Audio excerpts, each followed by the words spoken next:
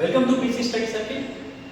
ఆధునిక భారతదేశ చరిత్రలో గాంధీజీ యొక్క ప్రస్థానం మనకు దేశ స్వాతంత్ర పోరాటంలో అద్వితీయమైనది. సో గాంధీజీ చేసినటువంటి తొలి సత్యాగ్రహాలను మనం సులభంగా గుర్తుపెట్టుకోవడానికి కేక్ అనేటటువంటి నిమోనిక్ని యూజ్ చేయాలి.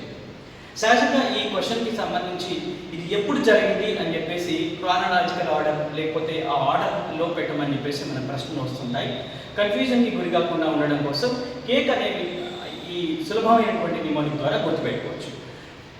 1915లో దక్షిణాఫ్రికా నుంచి మహాత్మా గాంధీ తిరిగి వచ్చిన తర్వాత తన రాజకీయ గురువు అయినటువంటి గోపాలకృష్ణ గోఖలే గారి సలహా మేరకు, సూచన మేరకు భారతదేశం అంతటా పర్యటించి ప్రజల యొక్క కష్ట సుఖాలను తెలుసుకొని గాంధీజీ తన పోరాటాన్ని ప్రారంభం చేయడం జరిగింది.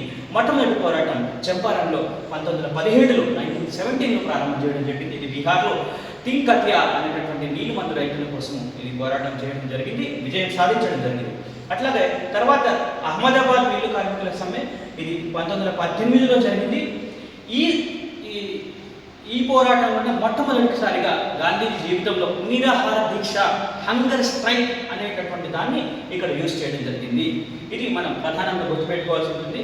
చంపారణ్కి సంబంధించి రాజ్ కుమార్ శుక్లా గారి ఆహ్వానం మేరకు ఇక్కడికి వెళ్ళి పోరాటం చేయడం జరిగింది. దీని విజయం తర్వాతనే రవీంద్రనాథ్ ఠాగూర్ గాంధీజీకి మహాత్మా అనేటటువంటి బిరుదుని చంపారణ్ తర్వాతనే ఇవ్వడం జరిగింది. తర్వాత ఖేడా సత్యాగ్రహం ఇది 1918లో జరిగింది. పంటలు పండకపోయినా కూడా అధిక పన్నులు వసూలు చేసేటటువంటి పరిస్థితి ఏర్పడినప్పుడు దీని గురించి ఉద్యమం చేయడం జరిగింది.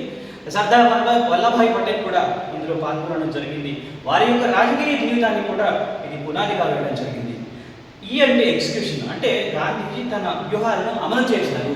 సో ఈ విధంగా కేక్ అనేటటువంటి ఈ సులభమైనటువంటి నియమం ద్వారా గాంధీజీ యొక్క తొలి సత్యాగ్రహాలను గుర్తుపెట్టుకోవచ్చు. Wish you all the best.